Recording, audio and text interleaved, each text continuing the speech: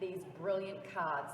Hey there, my name is Maud Garrett. You may know me from such online channels as SourceFed Nerd, which I kind of quit. Felt good.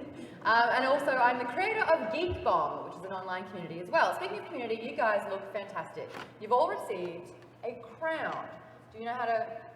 Yeah, you do actually. You know how to put them on, you kind of just poke it through and then pop it on your head. So there's a Mario in here somewhere. Mario, where are you? Mario, no excuse, mate. I don't care how big your head is. We like egos here, but a crown goes on it, yeah? So what's going to happen is I'm going to take a selfie with all of you guys looking like royalty. So crown's on, you ready? No bigs, this is just going to go on in all the social medias and the website. Oh, hell yeah, ready? Oh, my big finger's going over it. Yay. And this way. And this way.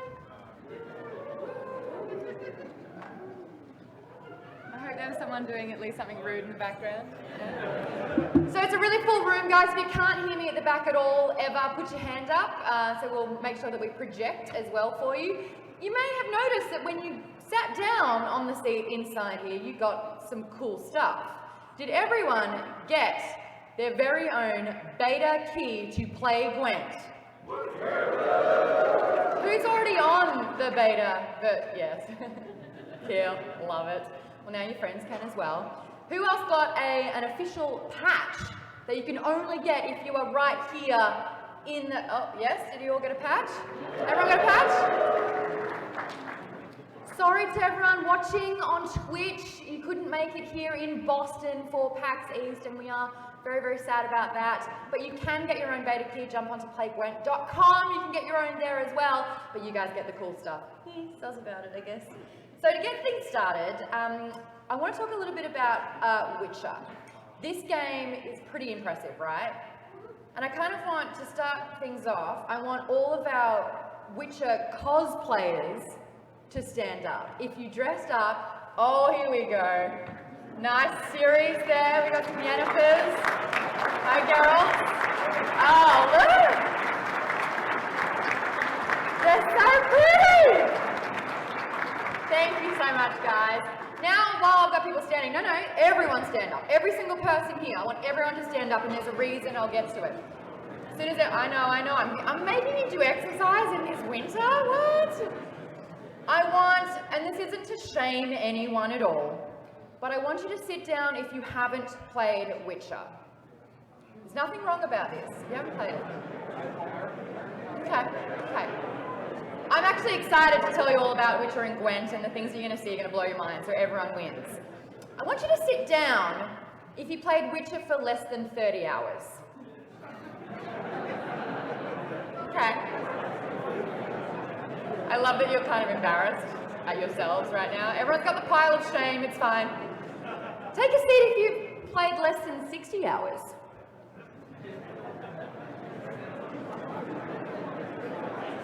Alright, it's getting interesting. Keep standing if you have played for over 100 hours.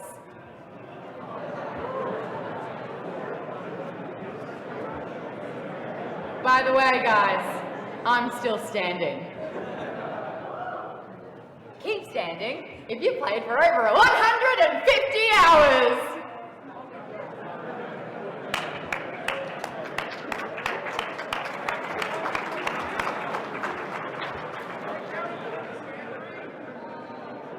Yeah, sure. I mean, that'll do it. And everyone stands back up again. I was talking about Witcher 3 alone because that was a long, beautiful game. And in that game, you know that you're playing a card game called Gwent.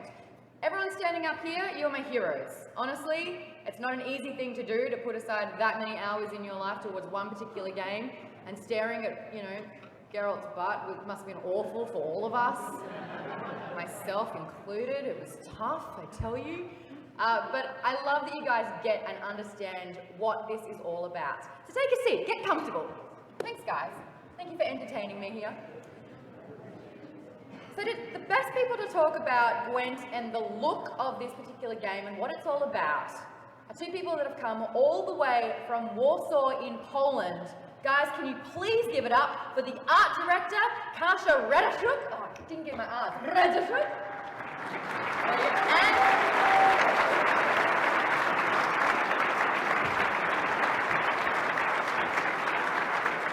And keep that applause going for the senior animator, Brad Orty.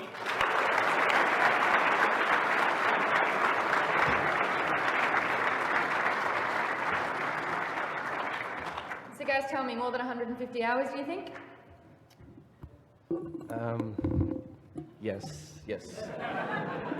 Guys, Brad's really coy. I don't want to say a specific number. I think it would upset my family who are watching at home if they knew how much time I was playing. Technically, it's your job, so you get away with it. Yeah. Technically. Kasha, how many hours do you think? Over 300. Can anyone beat over 300? Yes. I feel a little bit better about myself now after hearing that. So, kicking it off, Gwent card game. We have a few people here who haven't actually played Witch before, so what's the best way to kind of describe Gwent? Oh, sure. So Gwent is it's a collectible card game, digital collectible card game, and it plays out like a battle between two armies. So you start the game with 10 cards, and that is like your units and your machinery and stuff like that for your battle. So over the course of 3 rounds, you're going to play those cards to have a higher strength than your opponent. First to win 2 out of 3 rounds wins the game, and simple as that. And guys, if you do need an intro video, it's actually online. If you go on YouTube, I think it's like a Gwent tutorial, how to play Gwent. It's all up there. It's got a familiar voice doing it. If you like the dulcet Aussie tones that I provide. Cool, so that game's a lot of fun. And now we're going to talk about how to make a card game. And there are quite a few card games out there. You and I both know this. But what I've discovered is that it's not just making a pretty picture and whacking on a card. It is so much harder than that. So let's talk about the different types of cards that we've got. Yeah, absolutely. So we're going to take you through the process of how we make our premium versions of our cards today. So this is what you can see on the screen right now, and it's where we take our original artwork, which I already think is like super beautiful. You guys are crazy talented. And we animate it, we bring it to life with VFX, with 3D, with animation, and it's a long process, but we're going to try and take you through it step by step. So premium cards are kind of a tradition in card games. People called it premium versions, foils, golds. There's many examples. And at some point when standalone Gwent was still super secret, there was just a bunch of us working on it, I got a task of coming up how our premium versions would look like. And it was hard. It was very hard because look at all of those examples. Those are really great cards. And with me playing Pokemon TCG as a kid for a very long time, I love the holograms. So for a long time, I didn't know what to do and procrastinated a lot. I just kept browsing internet, hoping to find something that would give me inspiration, make cards amazing, and I found it. I actually found it, and I'm going to show it to you because it was cats. I'm sorry, I'm not even joking, because I'm a crazy cat lady and I love just looking at pretty cat pictures. And I found this dude, and for me, it was brilliant. It's 2D, but it's 3D, it's wiggling. So I immediately put it on my phone and ran to my boss and said, Gwent cards but like this. And he was like, what? He didn't know what to even say. He's like, make a prototype. It's like, okay, boss. So me and a bunch of guys quickly started making prototypes. And those were first premium versions of cards that were ever created. They were cool. We liked them. They're definitely not what we have right now, but we knew this was a very, very good start for something awesome. We kept looking for something, but then Brad came over and was like, why don't you animate them? Oh my gosh, that was an amazing impersonation of Brad. It's like there was 2 of them in front of me for a second. Yeah. Yeah. So yeah, like I came over, I was like, this happens a lot on our team, especially where we see something really cool and everyone in the team is really excited about it. And instead of saying, this is nice, let's do this should be our premium versions of cards, we're like, we can make this better, let's add animation, let's add other things. So this is what we did, and we had Lucy, one of our animators in the team. She actually was responsible for a lot of the creatures and the monsters animation from Witcher 3. And we asked her which card she'd want to animate first, and obviously she chose this one because it's got a cute little mouse in the corner that you can see, and it's a creature, it's a creepy looking creature. Hold on, does anyone actually know the name of the monster? Yell it out if you know the name of this monster. 300 hours in the front. Waiting. Does anyone know it? I heard someone say it. Say it louder. Yes. You get a beta king! Yes, I had an Oprah moment. You get another one. Well, can you stand up? You're my favorite. Can we make it fun? Get a beta king? Yes. Got it happening. Guys, step up your game. So what happened with this one? This is what it was originally, and then you wanted to make it better than Yes, that. again, like, so we saw this test, and like I was super happy with what Lucy had done, but there's like this weird moment in this version where this pink mist just sort of like, yeah, you see it there, it just sort of falls out of the Erector's More mouth. like actually. Yeah. Okay. And yeah, so that happens, and it doesn't really work with the animation. The animation's kind of completely separate from the visual effects. So we looked at this and we were like, we need to be more collaborative with these cards. We need the VFX guys and the animation guys to get together, talk about what the ideas are, and really everyone be on the same page. So we worked on this a little more. This is the final version. Oh. And it has this like squish that Lucy came up with for the bulbous sack on the back. So little things like that. We learned a lot in the beginning, and we keep learning more and more about how to approach these cards, new things to do. Yeah, it's definitely different now. It's gone from a photo to... Yeah, You different actually get me sound. on for like Yeah. sound effects. Are you kidding? So once we had this, we were pretty happy that this was the direction we were going to go in. So we made a bunch more. I'm sorry, excuse me. Oh my god. There are children in here? This is just to wake you up, really. How are their eyes? Oh wow, we should count how many scars he's got on his body. Give me a second, I can do it for you. Brad, continue, please. Continue. Yeah, Don't give her too sorry. much time. Yeah, so we're going to take you through the process now, and we've got Geralt here to help us illustrate some of the points along the way. But we don't just want to show you how we make our premium cards, we want to show you how we get to our final illustrations as well. So Kasia is going to start by talking a bit about that. So first, to make a premium version of an illustration, you need the illustration, the basic version. So we always start with a brief. The brief for the illustrator is the story of the character, what the character is like. The one thing we want to keep in mind is for the art to actually show at least some of the story, some of the character, because let's face it, the Witcher universe is enormous. It has a lot of different characters, and the characters often have very, very weird names. So we wanted to make sure that even if you don't know the character, you can figure out who they are from the illustration, or even if you cannot figure it out, we at least hope for the illustration to be memorable enough for you to know what card it is and associate it with the skill. And sometimes we even go as far as to do concept art for the cards before we actually illustrate it. And this is the example of Stefan Skellen. He was a character in Gwent in The Witcher 3 Wild Hunt, but we really wanted to give him an action pose. We wanted him to have a kind of like shuriken thing going on, you know, with the Nilfgaardian sun, but he kind of looked dumb in the attire if he was doing that.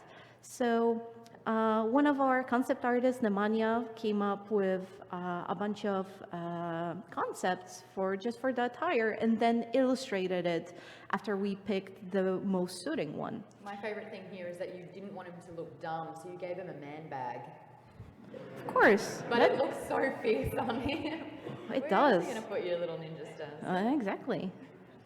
So this is an example of a bunch of sketches we usually start with.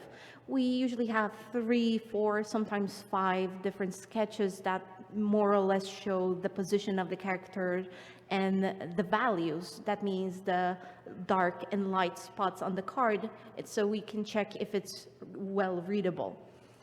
Later on, we move on to detailing. So this also takes a few steps. And one of the coolest things about how we work on illustrations is that we have peer reviews. So all the illustrators, seniors, specialists, juniors, even interns work together, talk about their work, show them each other what they are struggling with, what ideas they have.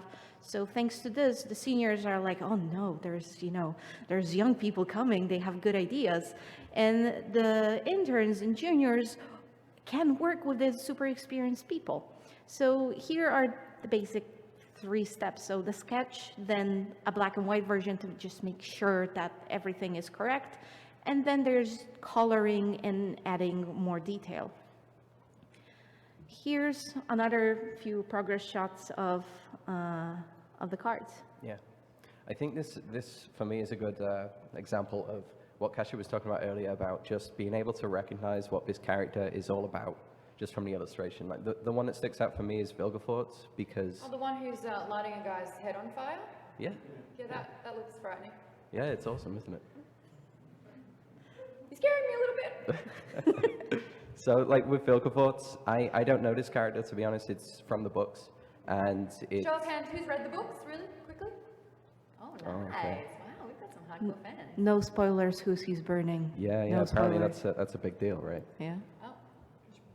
But I mean, I look at this illustration and I can at the very least tell like this guy looks badass, he looks evil, he looks powerful. And I think that applies to like Johnny. I already know Johnny and Shani, but the illustrations say like Johnny's this funny guy who defecates in the woods. Which is a funny thing that you mentioned that. We actually, the name of this particular panel, even though it's called, the behind the scenes look at how to animate the cards in the Witcher card game Gwent. But the first title that CD Projekt Red put forward officially to name this panel was Defecating to the Sunrise. They didn't like it. PAX rejected it. Don't know why yet. But sass. You know what I'm saying? You got it. Yeah, so we have our finished illustrations at that point. And this 2D cleanup probably doesn't mean anything to anyone outside of our team because it's kind of like a thing we made up, but we need to prepare those illustrations for being made into their animated versions. So what we have to do to make that happen is, to begin with, we need to paint things that weren't there before. So this is like a flat image, a 2D image, but when we bring that to life with animation, this guy in the front, this soldier, he's going to move his shield around. He's going to animate and be alive. There's nothing behind his shield right now in the illustration because why would there be? It was just, Nemanja just paints what you see right then and there. So we have 2D cutout artists who go in and they paint everything that's missing that we'll need for the 3D model and that we'll need for animation. And it's really impressive to me with those guys because they have to be able to paint and draw in every kind of style because we have realistic looking cards, we have these cards which are more painterly, and these guys just have to just nail it and make it look consistent for all different types. Yeah, I'm super picky. I always, it's not in style. And here actually you can see what we mean by adding what wasn't there. We are splitting it into many layers and everything behind has to be there. Because once we split everything into those layers, it moves on to 3D modeling. The interesting thing about 3D models in Gwent is that we're doing it the other way around. Usually when you're creating a model, you first sculpt and then paint on the texture. We actually have the texture first, so then we have to create the model. And it kind of looks like, imagine you have a piece of paper with a drawing, and you're pushing against the paper to emboss it. And this is basically what we're doing with our models. So we have a 2D version, and then whoosh, it's 3D. After creating the model, we're moving on to rigging. Yeah, so rigging, we were trying to think how to show rigging because we have people in the office and we were talking about we're going to do this panel about the premium cards. And they were like, oh yeah, how are you going to show rigging? Because it's a really important part of the process, but it's kind of boring. And it's also very hard to kind of explain what it actually is. Yeah. We're always giving examples of putting a skeleton into a 3D model. Yeah, I kind of like to talk about it like it's a digital puppet. So we have this like 3D model, and then we just add these little joints and controls so that the animator can move it around. And we've got a little demo of our rig now that we can... This is what you do for work. This is your job that we're going to see right now. Yeah, this is exactly what I do every day. All right, let's have a look.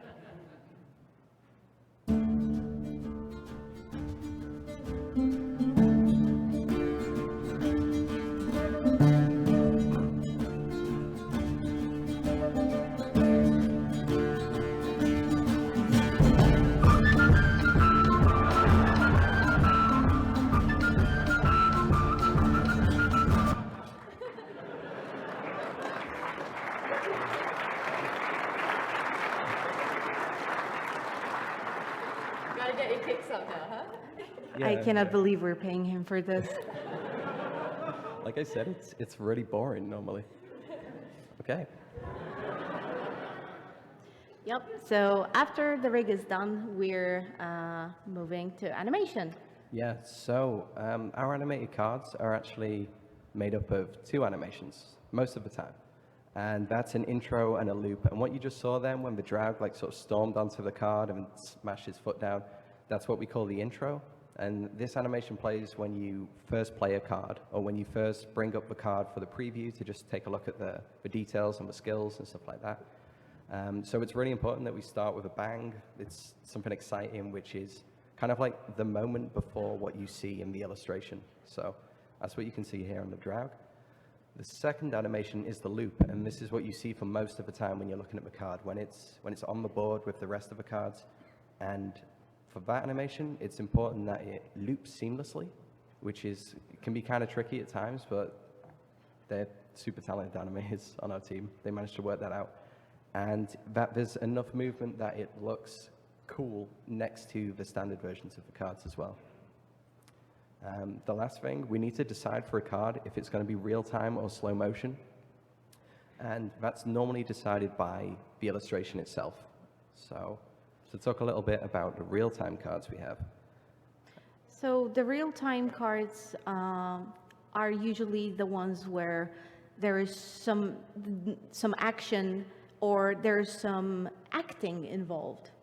And for my super favorite one is Gal's at the very end. Like when he's painting, this is like most of our illustrators, they're like painting and then they're like, fuck, I'm cool. You know, it's like, this is good. And every single artist is like this. And for me, this is really amazing because even though there's a lot of very subtle animation, they are also exaggerated enough to be seen as a small preview on the board. Then there's also slow-mo cards, which are very action-driven. Yeah, totally. Like sometimes we look at an illustration and there's no way it could be real time. Like if Zoltan in the middle was real time, he would just run off the card and then the fire would go out and we just wouldn't see anything. We'd see like a blown up warehouse.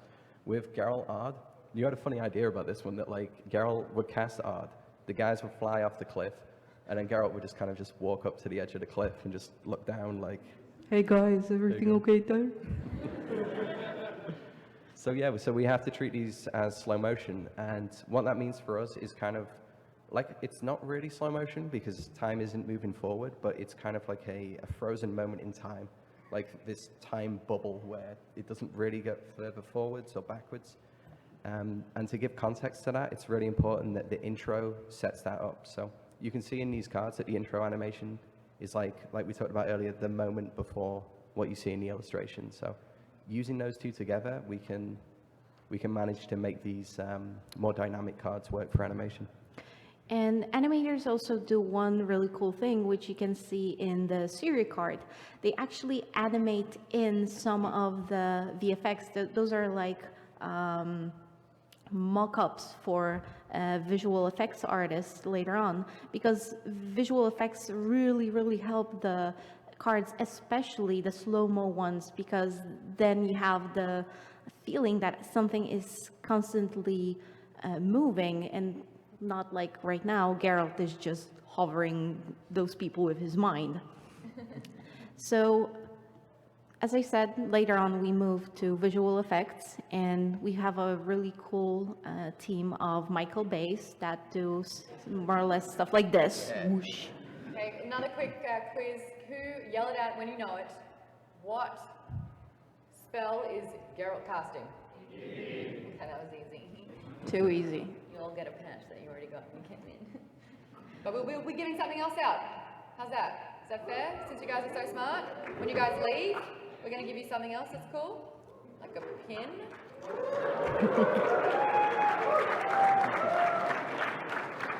That easy. So visual effects are added after the animation, and as you might remember, we actually removed them from the illustration at the very beginning, exactly because we want to add them later on, moving amazing, better than they were before. They are also timed with animation, so whenever something big happens, I don't know, like someone hits something with a hammer, with a sword, you can see dust, rocks, blood coming. Even here with the Draug, you can see that when he's angry, he's like yelling, you have more flames coming out of his back. And our VFX artists are crazy talented. They can do almost everything. They even add small animations like moving foliage or adding projectiles, cloth simulations. They add different light effects that weren't there at the very beginning in the illustration. They just make the world of the card even bigger because of it. One thing they've actually started adding, which is really cool, is so you can see we make our cards in 3D. You can see this card kind of rotating from time to time, and that's something you can do in the game. You can wiggle around the right analog stick, or you can drag with the mouse to see into this kind of window. Is this the guy at the front who goes, yeah, come on, oh, you go. Wait for it, he'll do it. Yeah, bring it. And then he gets happy that it's on the same side. Exactly. Yeah. Hear the sound effect's so good. You trying to get a job with us? No. So yeah, like this 3D effect is really cool, and they've even taken it further with VFX because they've started to find ways to have effects react to the rotation of the card. So like if there's light, lens, what do you call it, lens flare or light shafts, that kind of thing. Effect? Yes, the JJ effect. As you rotate the card, it'll react to that. And one really cool effect that Max did, I think, was if you wiggle the card really fast, some things like actually shake. Like it's really cool. It's not on all of the cards. We've started doing it with some of the new ones, but That's a different story. Like, we cannot show it to you yet. That this is one of the cards that hasn't been released. But please, when Vess comes out as a premium version, look out for the wiggles. You know where to look for them. I'm Yeah, glad are there everyone knows children that card. here? Are there children? I didn't say anything. I got a very creative mind. So we've got some examples of cards without and with VFX, so you can see how much these guys add when they get their hands on it. So this is what we were talking about earlier, how Geralt art in just animation, it looks weird. It looks kind of like these guys are floating, like Kasia says, like Geralt's holding them in the air. But when we add the VFX, you can kind of get this impression that it's like time slows down, and it helps us a lot. Like really, those guys are making our work look better than it is, actually. This Oh, one. it's our friend. Yeah, this is another one that looks weird without VFX now. It's like he's kind of just like gonna Yeah, kiss he's the like, guy, oh, I'm maybe? so sorry, your head is a peeled tomato. Oh, no, what will we do? No, he's killing him.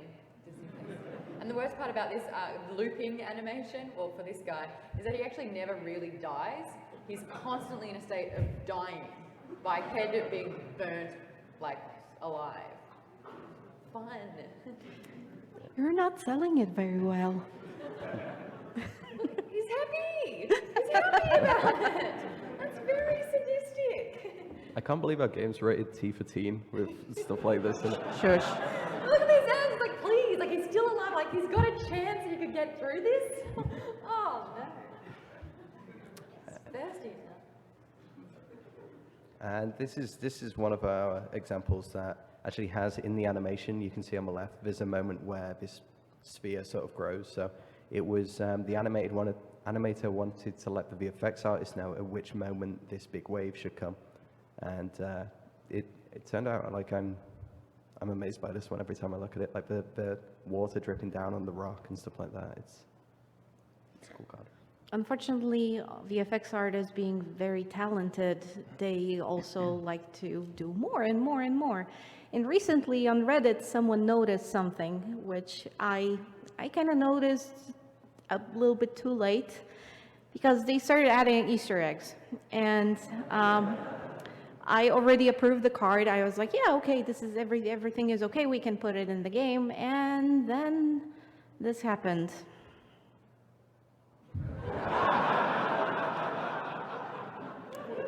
Yeah, so Because being chained to a rock wasn't bad enough. yeah, like the wiggles were discovered after this. We now keep a close eye on them, but as far as I know, they already snuck a few Easter eggs like this into the game, and now we don't have a choice. We'll be releasing more and more. So keep an eye on them. Usually they appear 3 minutes or so into the animation, so you would have to see it probably in the collection. This is what happens when you have a team of overachievers, by the way. Yeah, exactly. Yeah, so after VFX, of course, we get to the final piece of the puzzle, which is basically audio. And audio, like animation earlier, it wasn't always something we were going to do for these premium cards. It was an idea from someone on the team, and one of those things where we're like, yeah, let's try it. Let's see how it works. So for every one of our cards now, we have a roughly 10-second clip of audio, and we're gonna share some of those with you now. Some of the more gruesome ones, apparently. So yeah.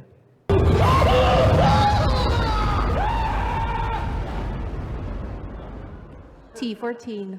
Oh my goodness. Yeah, so like audio guys actually work really closely with VFX and animation as well, because they want to really sell that idea and sell the story of the card, and working closely with those guys, everybody's very collaborative on these cards. It just helps make that final end result just be really, consistent. It wasn't too loud. That's this is another one which helps with that slow motion idea. You feel like you can almost hear time slow down in the audio, but sometimes they don't treat the slow-mo cards super literally, and it's nice because they can add things like we have Siri, who has a slow motion card where she dashes forwards and attacks some wolves and then goes into the slow motion.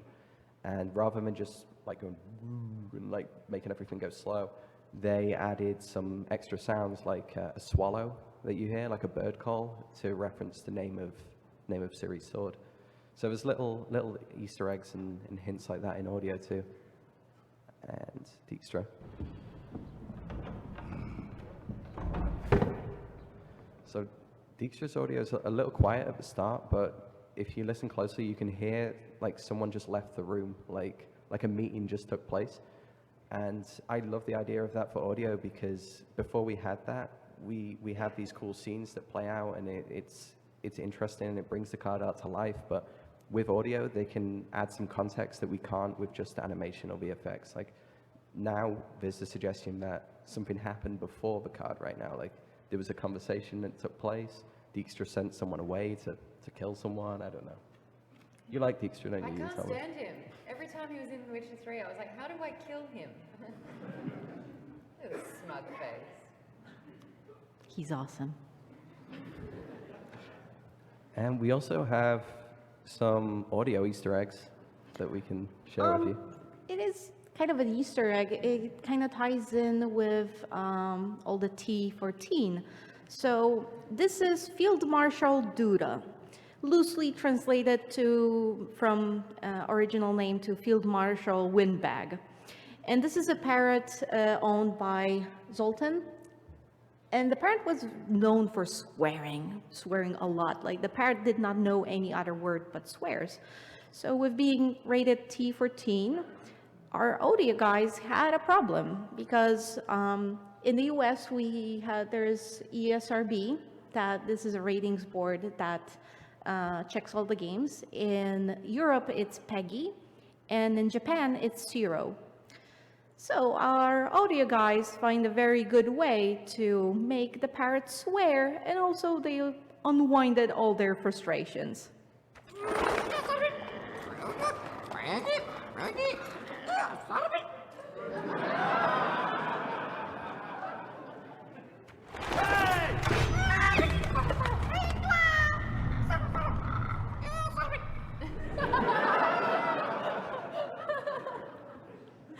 So yeah, this is how our audio guys work like, and I am so afraid they're learning too much from the VFX artist.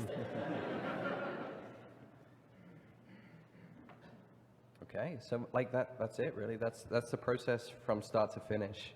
We start with the brief and sketch. We move on to 2D cutouts and making our 3D model. Then we rig, we animate, we add VFX, we add audio. It's a lot of work for every card. Yeah, actually, me and the producers sat down and calculated it, and each card takes us around 30 men days of work. Each single one, a whole month of people working on it. And Per card, and there's how many cards in a deck, and there's how many decks in the game? right now in the game we have over 250 cards, and we want to release premium versions of every single card there is. So there's a lot of love being poured into these cards. Oh, there is a lot of love. It's so much fun. It's Yeah. so much fun to create those cards. Yeah, like every card we get to turn into a premium, it's a completely different challenge, different experience. Like the VFX artists come up with new things they don't get to normally do on another project and the same with the animators. Like one day they're animating an old drunk guy like swinging some beers around, and then they're animating like a horse on a roof. Yeah. Which- For instance. We've actually got a few cards. Now, these are cards that no one in the public has actually seen ever before. This is the very first time that we are showing you 3 premium cards. So you can see what they're about, you can see what they're like, and you can see them before anyone else. So if you're on Twitch, well done. Smart move. You guys ready to show the cards off? Yep. Yeah. Top secret. It's being streamed right now. Top secret. Okay. Doesn't matter. Top Switch off the secret. stream, guys. First, ALZUR'S Double Cross.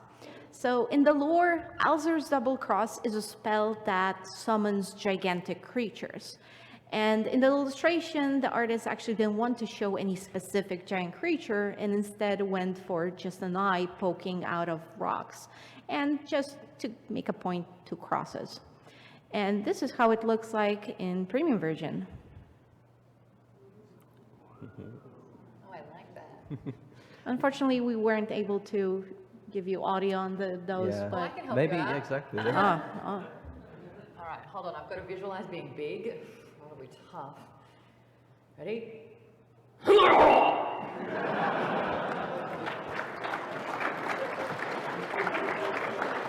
you're really auditioning for a job here. Yeah, yes. Yes. I could be big monsters. I could do the next one, maybe. I don't know if you need it. What is the next one? Frightener. Yeah. Yep. Frightener is a creature that appeared in The Witcher 1. Since The Witcher 1, the technology moved on and we could have done something better. So we concepted it again, basing on the old concept, and created something like this. So this is the thing, like each card is different, and with each one, we're really trying to have fun.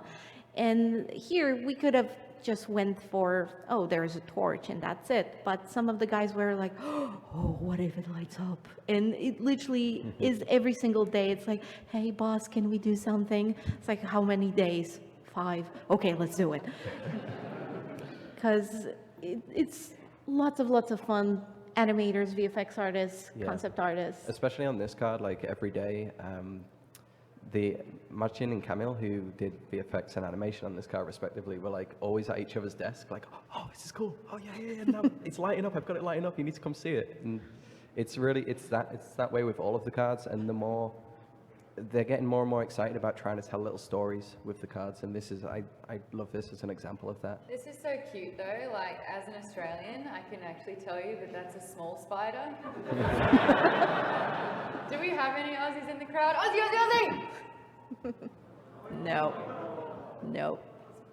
Oh well, no one can confirm or deny what I'm saying. What's the next card? It's my favorite. ASSIRE van ANAHID, and I actually have her on my business card because she's also a crazy cat lady like me. And this is how she looks like when she's moving.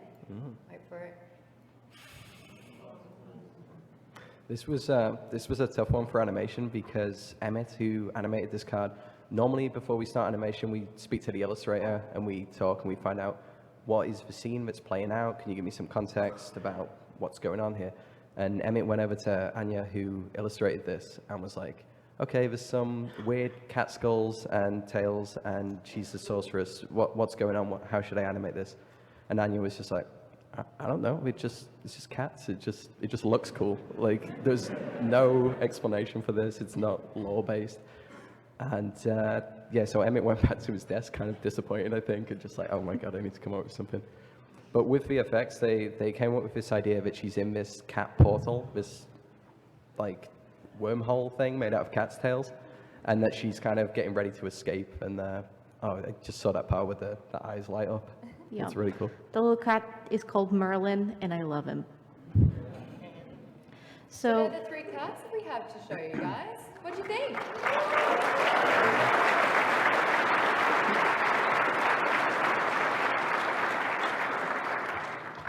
We have one more card to show. we are No, we've got 3 cards. We're only supposed to. we are sorry, Yeah. PR people, but we added one We more. were actually told we could only show 3, but But screw it. Yeah, I didn't approve this. Top secret. So this one is still a work in progress. That's why we were only. we're in closed beta, so expect some bugs, but it's like a fan favorite, so we wanted to. Yeah, so Sure. we're really hoping that soon we're gonna be able to show you like the full non-glitchy version.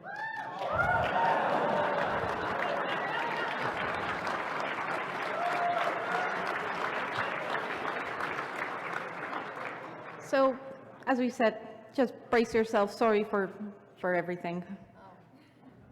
Gonna fix it.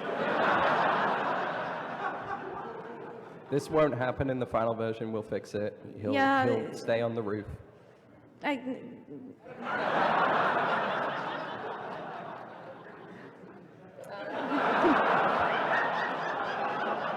is in the tree, guys. I mean, we're trying to figure out what's going on, but hopefully it's gonna get. But you get the. Keep that version. Yeah, you get the general idea of where this is going.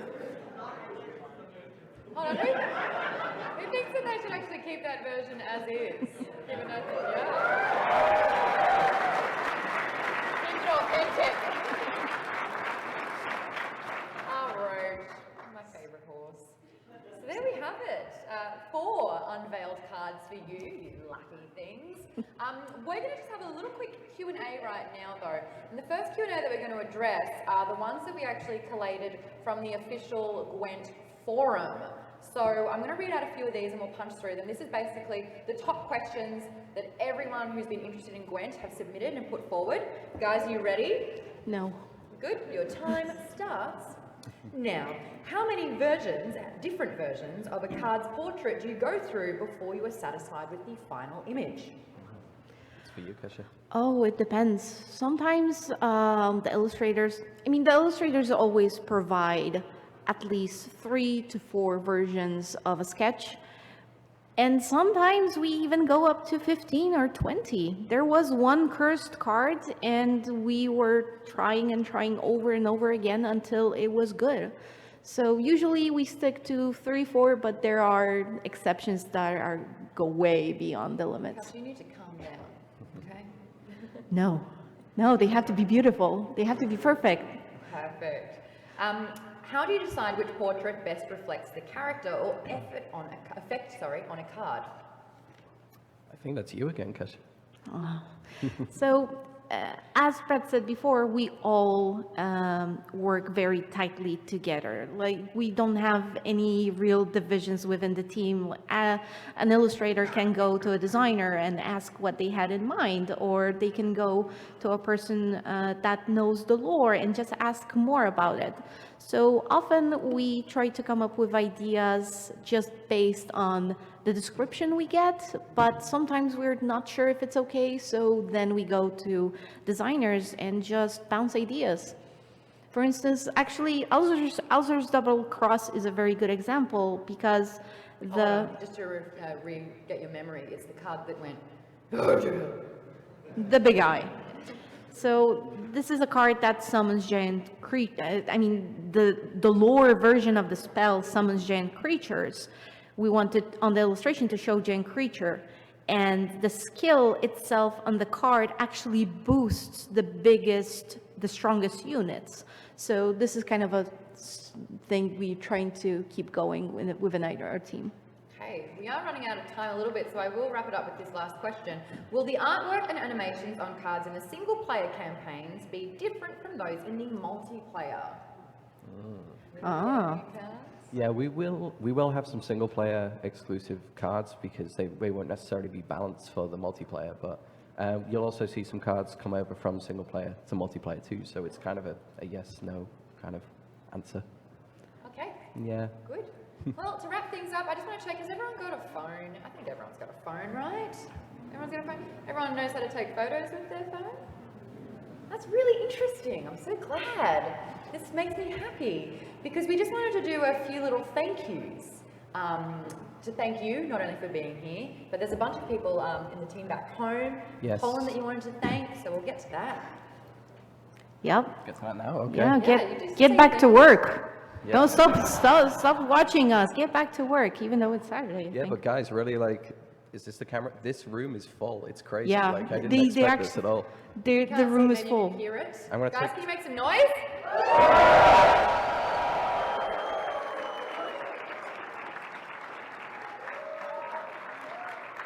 There you go. Yeah, Twitch. That's what's happening in Yep. this room. We would also like to thank our Geralt. Yes, our Geralt. Where's our Geralt? So guys, you may know him. He's the stud in the bathtub. Oh my! Wow. It is officially the cosplayer you know as Noel. Time for some piggies.